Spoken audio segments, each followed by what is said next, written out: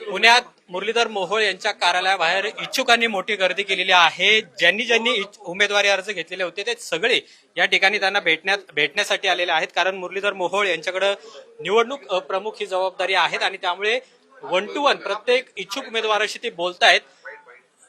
अण्णा, मोठी गर्दी झालेली आहे बाहेर, म्हणजे मोठ्या संख्येने इच्छुक आहेत ते तुमच्याकडे येत आहेत. काय नेमकं म्हणणं आहे त्यांचं आणि तुम्ही काय सांगताय त्यांना? नाही, मागच्या काही दिवसात संसदेचं अधिवेशन असल्यामुळे मी पुण्यात कमी होतो. तसं तर पक्षाची जी काय प्रक्रिया आहे, इच्छुकांचे अर्ज मागवणे, मुलाखती घेणं, हे सगळं पूर्ण झालंय.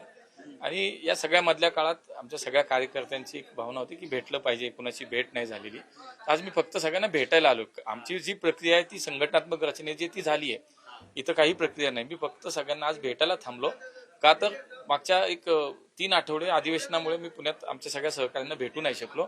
आजचा उद्देश तेवढाच आहे, बाकी काही नाही. तुमच्याकडे अधिकार आहेत तिकीट देण्याचे, उमेदवारी घोषित करण्याचे, त्याच्यामुळे हे सगळे तुमच्याकडे आहेत. भारतीय जनता पार्टी एक संघटना जी आमची चालते ती घटनात्मक रचनेने चालते. इथे कुठलंही व्यक्तिगत काही नसतं. आमच्याकडे ती सिस्टीम, आमची कोर कमिटी आहे, राज्यातली कोर कमिटी आहे आणि आमची रीतसर प्रक्रिया झाली आहे.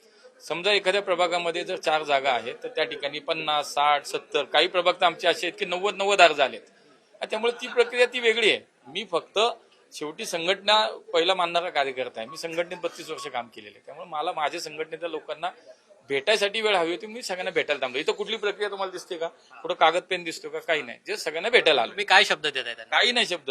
जे संघटना फायनल आमचे नेतृत्व कोर कमिटी निर्णय घेईल तो सगळ्यांनी मान्य केला. कारण कधीपर्यंत निर्णय घोषित होईल? उमेदवारी टप्प्याटप्प्याने होईल. ते 165 जागा आहेत आणि जवळपास 2100 अर्ज इच्छुकांचे तुमच्याकडे आलेले आहेत. तर हे कसं मग तुम्ही मला असं वाटतं एक संघटनेची ताकद आहे. आमच्या भारतीय जनता पार्टीची जी ताकद आहे ती हीच आहे की आज जगातली सर्वात मोठी जनसंघटना आहे. स्वाभाविकपणे आमच्याकडे कार्यकर्ते, पदाधिकारी आणि इतकी तेवढी संख्या स्वाभाविक आहे.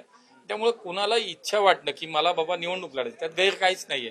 त्यामुळे ती लोकशाहीची एक प्रक्रिया आहे, ती तर पार पडली जाते. पण मला जी काय म्हणतो की कार्यकर्ता म्हणून, सहकारी म्हणून सगळ्यांना भेटायची जी काय इच्छा होती म्हणून भेटलोय, बाकी काही नाही. उद्या मुंबईमध्ये पुण्यातले अनेक प्रवेश होणार आहे असं म्हटलं जाते, तर ठरलंय अंतिम काही? उद्या कळेल. दुसरीकडे तुम्ही सगळी जबाबदारी ही घेताय निवडणुकीची. विजय शिवतारे, काल तुमची भाजप शिवसेनेची युतीची एक पहिली बैठक झाली. विजय शिवतारे यांचं असं म्हणणं की प्रत्येक प्रभागामध्ये किमान 1 जागा तरी शिवसेनेला मिळायला हवी. नाही, असं काही बोलणं नाही झालं. ते पण असं नाही म्हणाले. ते आमच्याशी बोलताना असं म्हणाले की 1 प्रभागामध्ये 1 जागा हवी असं त्यांची इच्छा आहे. शेवटी ते काही सूत्र ठरतील, त्या सूत्राप्रमाणे चर्चा होईल.